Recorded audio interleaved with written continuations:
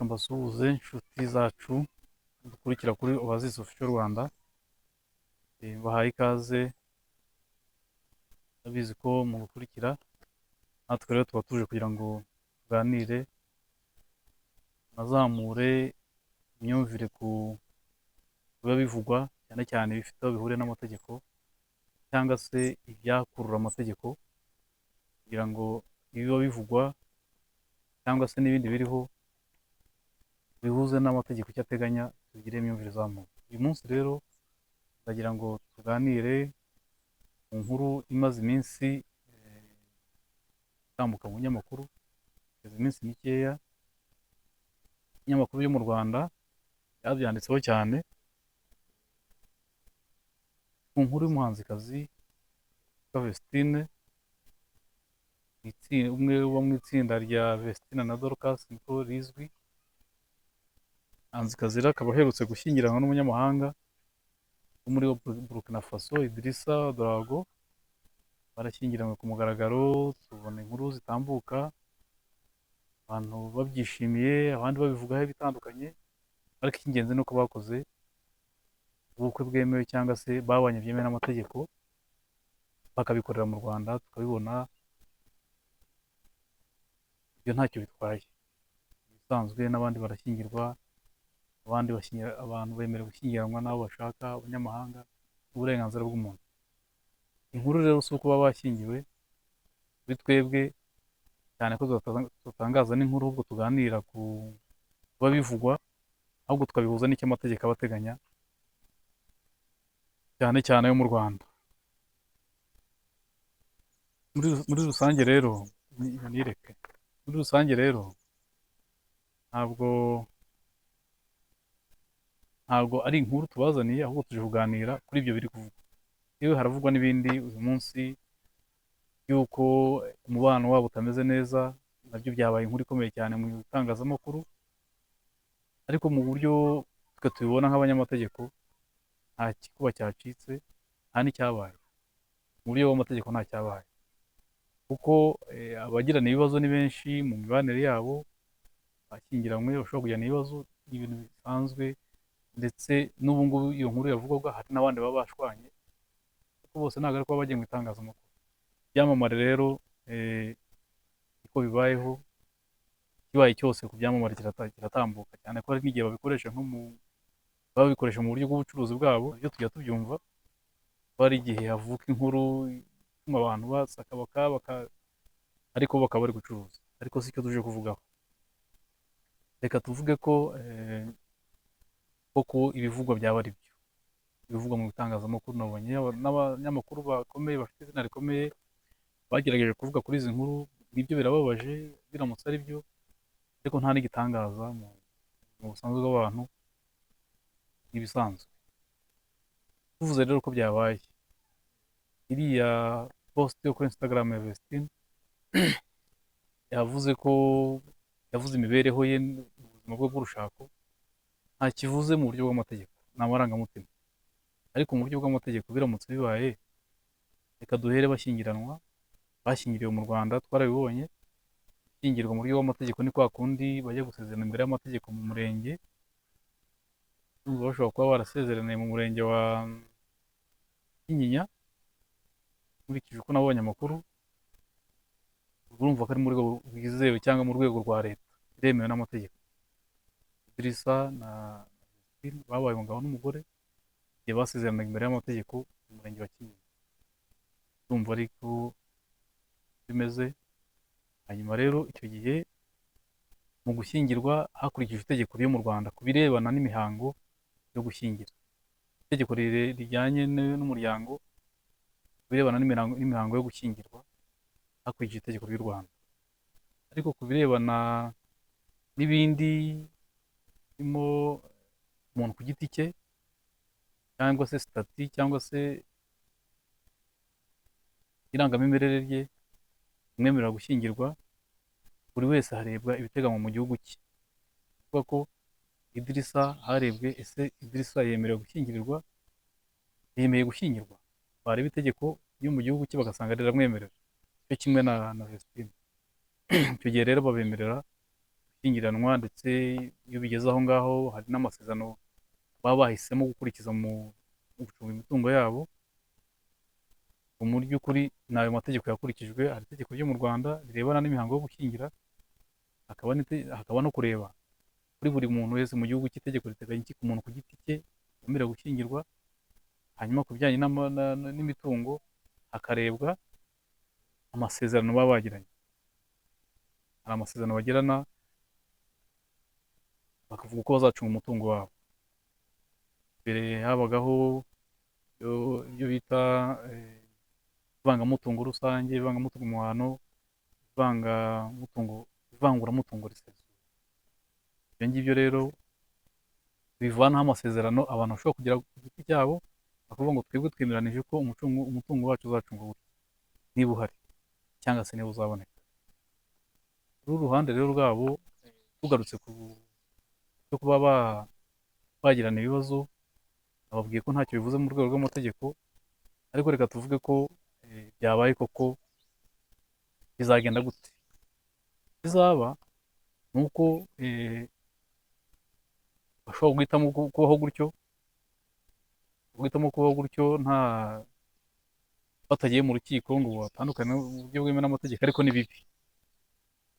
Si bo bireba gusa, n'abandi bose. Iyo abantu bagiranye ibibazo, kenshi birangirana no gutandukana muri bwemewe n'amategeko. Gutandukana ku buryo bw'umubiri, umwe ari iyo za Canada, undi ari muri Burkina Faso cyangwa mu Rwanda, ntabwo bivuze ko ba bantu batandukanye. Kuvuga ngo uburyo itangazamakuru riba ribivuga nk'icyemezo cyamaze gufatwa abantu batandukanye. Ariko reka isezerano uba urigendanwa, wemerewe gusezerana imbere y'amategeko.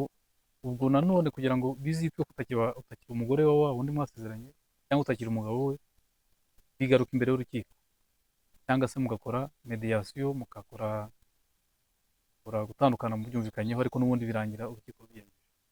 Muri rusange rero kugeza isaha, kuri Vestine n'umugabo we nta kiraba buryo bw'amategeko, uretse nyine ko ari inkuru ziri aho, ariko zidafite icyo zivuze mu mategeko.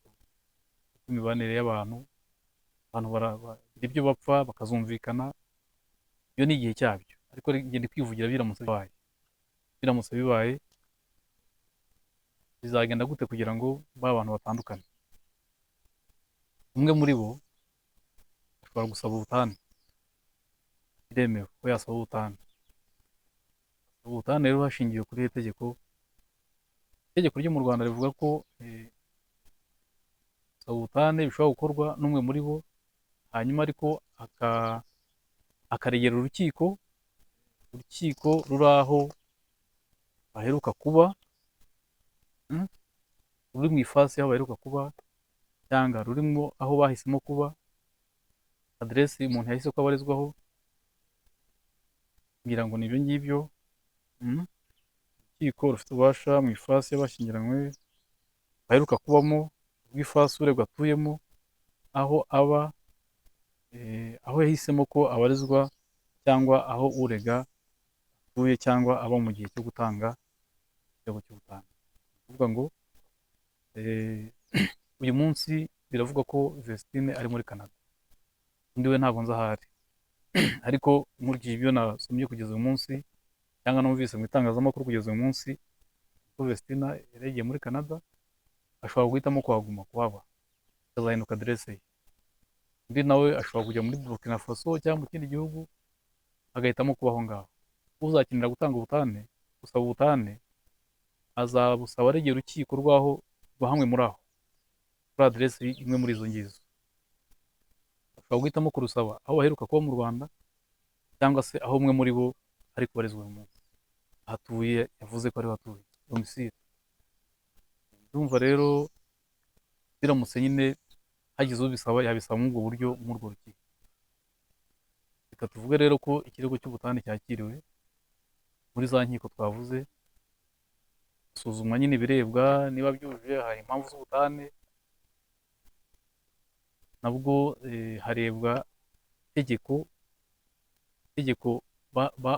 bifashishije mu gushyingirwa, ni naryo rizareberwaho kureba ubutane bwabo. ukuvuga ngo itegeko ryagendeweho babashyingira ni naryo rizongera kwifashishwa mu gusuzuma ubutane no kububaha. Rero iyo bibaye ubutane akenshi barabutanga ariko bukagira ingaruka z'ubutane haba ku mitungo cyangwa se ku bana niba babufite, ariko ngira ngo ntabwo bari bakagize, ariko bishoboka ko bazazamo ntawamenya. Biramutse rero ibijyanye n'imitungo mu gihe bamaze gutandukana, niba mu masezerano bagiranye hari imitungo bagaragaje, n'ubundi hazarebwa itegeko bashingiyeho bashyingirwa rivuga iki ku mitungo mu gihe abantu batandukanye. Iryo mu Rwanda rivuga ko harebwa amasezerano bari bagiranye, ariko wenda n'iryo mu gihugu cya Ouedraogo Idrissa bafite ukundi babivuga ku bijyanye n'imitungo. Hari kandi ku bijyanye n'abana, ariko ntabwo bafite, ntabwo turi bavugeho. Muri rusange rero bijyanye n'ubutane bw'umunyamahanga n'umunyarwanda uko bigenda bigengwa n'ingingo ya 273 y'itegeko rishya rwose ryasohotse kuri 30 z'ukwa karindwi 2024 rigenga umuryango. Bivuga ko nyine itegeko rikurikizwa mu gihe cy'ubutane burimo umunyamahanga, umunyarwanda ashyingiranywe, burimo umunyamahanga bashyingiranywe hagati yabo cyangwa umunyamahanga washyingiranywe n'umunyarwanda, ni iryakurikijwe mu gihe cy'ishyingirwa ryabo. Nabivuze neza ko itegeko bakoresheje bashyingirwa ryashingiyeho naryo rizakoreshwa biramutse basabye ubutane. Umva rero twagiraga ngo tubakurure mumenye n'icyo amategeko ateganya ku biba bivugwa, ko biba bishobora kuzaba cyangwa ntibibe, ariko twebwe icyo twavugagaho ni uguhuza ibiri kuvugwa n'icyo amategeko ateganya mu gihe byaramuka ari byo. Ntabwo duhamya ko ari byo, ariko biramutse ari byo nuko byagenda.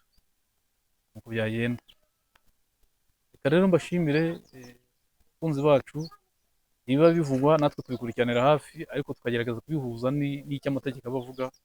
Ni byiza ko abantu babimenya muri ubwo buryo. Murakoze cyane. Twabaganiriraga ku bivugwa umuhanzikazi Vestine n'umugabo we Idrissa Ouedraogo, bigaragara ko harimo umwuka mubi hagati yabo, ariko bishingiye ku bivugwa, kuko bo ubwabo uretse message yagaragaye, post yagaragaye igahita inasibwa, nta kindi baravuga mu buryo buri officiel. Ariko nyine nta nduru ivugira ubusa ku musozi. Abanyamakuru burya baba babikurikiranye bakamenya biri kubera hirya iyo, mubanga arameneka rimwe na rimwe bakayatangaza. Umva rero ntagombye kuvuga byinshi kuri ibyo biri kuvugwa. Icyo navuga gusa ni icyakorwa mu buryo bw'amategeko biramutse ari byo. Ndabashimiye rero, tuzagaruka na update cyaba cyabaye, noneho twemeze ko ari byo, tunavuga uko bigiye kugenda, ibyo tuzabibagezaho cyangwa se tubibaganirizeho bijyanye n'icyo amategeko aba ateganya. Ibintu nk'ibyo biba bivugwa cyane ko bitareba bariya bonyine, bitareba Vestine gusa, bireba n'abandi bafite bashyingiranywe, umunyarwanda n'umunyamahanga. Ibi twavugaga hano bose birabareba, ariko kuba nyine abantu bari kuvuga ko batabanye neza cyangwa hari ibibazo by'amarangamutima, ntacyo bivuze mu rwego rw'amategeko. Nicyo navugagaho, nta kiraba. Rero abantu uburenganzira bwabo kuvuga mu bitangazamakuru byabo, ariko ntacyo bivuze nyine mu mategeko. Amategeko iyo yageze nibwo uvuga ngo runaka na runaka ntibakibana nk'umugore n'umugabo, baratandukanye mu rwego rw'amategeko. Ariko gutandukana physically, umwe ari hano undi ari hariya, turi gushwana, baracyari umugore n'umugabo basezeranye byemewe n'amategeko, kugeza igihe cyose bazongera bagasubira imbere y'urukiko bakasaba ubutane, noneho ryashyingirwa ryabo rikavaho, buri wese akabukwe n'undi akabukwe. Nibwo buri wese ashobora gukora inkuru ze ku giti. Murakoze cyane. Aho tugarukirije, turakomeza tubashakire n'ibindi biba bivugwa ni byinshi, ariko muzajya mutwarwa n'amarangamutima gusa y'ibivugwa, mujye munatekereza n'icyo amategeko ateganya. Turahababereye rero. Murakoze.